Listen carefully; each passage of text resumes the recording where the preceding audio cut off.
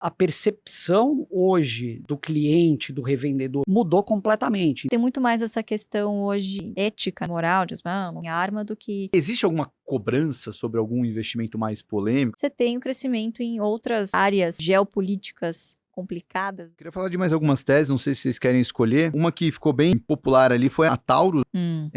Vocês ainda investem nela? Sim. Como está essa tese nos dias de hoje? Continuamos firmes e fortes lá na Taurus, né? Acho que o interessante é que a Taurus vem se consolidando. Deixou de ser uma tese de turnaround. Assim, uma tese tinha muita simetria, obviamente, ainda tem muita simetria, mas era assim, muito mais arriscado. Hoje não, hoje você tem uma empresa saneada, controladores que injetaram muito capital no business, né? E são controladores que sabem o que fazem, né? Então, o CBC, obviamente, uma empresa do ramo, então entende muito do setor, né? E uma das vertentes de crescimento que a gente vê hoje, passado essa fase de turnaround, né? Muito a internacionalização com outras fábricas, né? Então, já tem a fábrica na Geórgia, o mercado americano é ainda o ditador de demanda, né?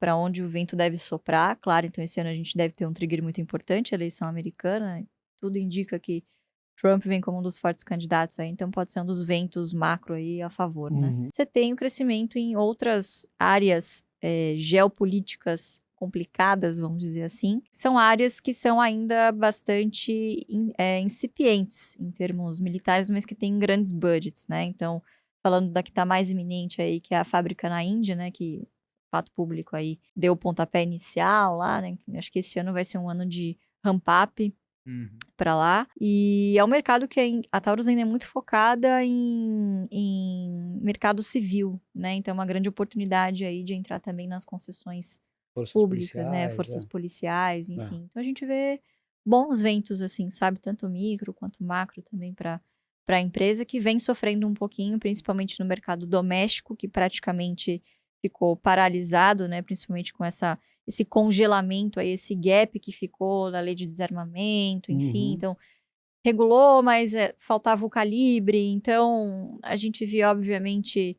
a emissão de novos CACs ficou paralisada, né? Então, praticamente a demanda interna diminuiu num momento mais difícil, mais desafiador também para Estados Unidos, né? Acho que passando esse momento em que a gente já não teme mais, né? Pelo menos a consciência de mercado, né? Não temer mais uma recessão nos Estados Unidos, né? Então a gente vê bons ventos por lá, né? E entrada de novos mercados, e aquela história, né? endereçável. O mercado muitas vezes teme a indefinição mais do que a notícia ruim, né?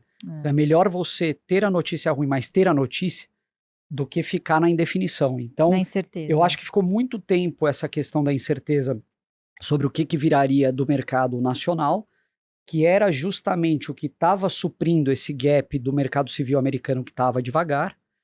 E, ou seja, os dois principais mercados dela foram afetados simultaneamente e ela acabou sofrendo uma pressão. Agora, é uma empresa, voltando para o passado, que também passou por um turnaround fenomenal, né? A gente está falando da Rumo ALL, por exemplo. A Taurus, ela chegou a negociar, acho que a 8, 9 vezes EBITDA, com a alavancagem, a alavancagem é 9 vezes EBITDA. Ela teve a ponto de quebrar. Teve todos aqueles processos judiciais de arma que disparava sozinho, problema de qualidade. Então, a partir do momento que veio o novo controlador, a CBC, ela entrou numa trajetória de melhora em todos os aspectos, né? Então, financeiro, operacional, imagem. Então, hoje, por exemplo, começo do ano, eu fui para a Disney com a família. Falei, bom, a única condição é que eu possa visitar algumas lojas de arma, né? Bem, super, combina muito, né? E eu fui visitar umas lojas lá, distribuidores e tal. Poxa, a percepção hoje do cliente, do revendedor sobre a Taurus mudou completamente. Então, isso eu ouvi mais de uma pessoa falando. É o value for money nos Estados Unidos, é o bom custo-benefício, porque ela se posiciona ali num range de 300, 400 dólares, oferecendo um produto de qualidade de entrada, né? Então, tanto pistolas quanto revólveres. Mas você estava falando um pouco, às vezes, você falou da Valid, né? Mas existem os negócios que muita gente não entende e existem os negócios que muita gente quer ficar longe. Não quer entender. Não quer entender. não sei se vocês já leram aquele livro do Peter Lynch, o One Up on Wall Street, que é o jeito Peter Lynch de investir. E ele fala que ele ganhou muito dinheiro investindo em empresas que as pessoas não queriam chegar perto. Então, por exemplo, cemitério, coleta de lixo. Ele investiu numa empresa que fazia limpeza de graxa de postos de gasolina. Então, eu acho que a Taurus, assim, é muito ruim você criar esse perfil baseado, muitas vezes, numa coisa que você ouviu falar. Uma então, preconcepção. A Taurus é uma empresa de defesa. Você tem empresas de defesa nos Estados Unidos que negociam a 20 vezes lucro, 30 vezes lucro, uma General Dynamics, empresas que foram evoluindo ao longo dos anos, mostrando o quão importantes elas são para a defesa nacional. E a Taurus, eu acho que talvez outros países enxergam isso hoje mais até do que o próprio brasileiro. Mas ela fornece armas para forças policiais, para exércitos, então armas civis legalizadas. Curioso como o Brasil, sendo um país pacífico, criou uma empresa, né, multinacional que vende armas, né? Assim, por que uma empresa dessa surgiu no Brasil, assim? Ela tem vantagens competitivas quando a gente compara com essas outras empresas, assim, porque acho que rola muita exportação de fato, né? Deve ser um mercado muito competitivo. Sim. O que diferencia ela e o que possibilitou ela surgir no Brasil? A Taurus hoje, e eu acho que diferenciar o que é a Taurus hoje do passado, né? Lá atrás, hoje a Taurus é uma empresa de quase 90 anos de idade, né, de existência. Então ela surgiu num momento lá atrás onde se falava em ter essa capacidade de produzir armamento nacional, autônomo, não depender de outros países, etc.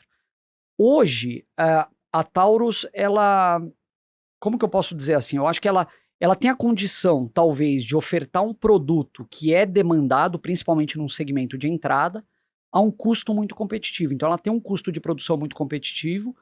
Na planta da Geórgia, em Bainbridge, ela conseguiu otimizar ainda mais. Então quando você olha a margem bruta dela com concorrentes, ela está muito acima, muitas vezes, de uma Smith Wesson, outras fábricas de armas que não conseguem produzir num nível de eficiência tão grande. Então ela tem essa capacidade.